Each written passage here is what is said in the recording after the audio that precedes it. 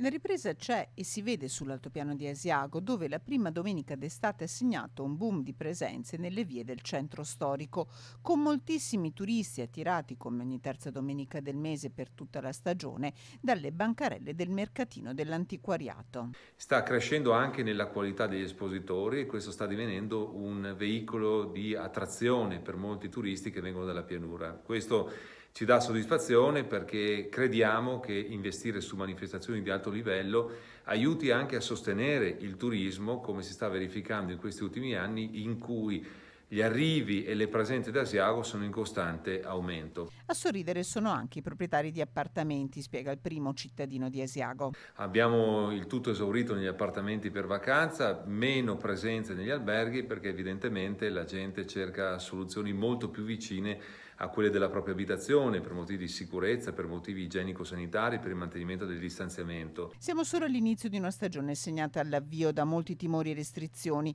Se il buongiorno si vede dal mattino, i margini per migliorare ci sono ancora e nelle prossime settimane potrebbero crescere le prenotazioni in tutte le strutture ricettive del comprensorio.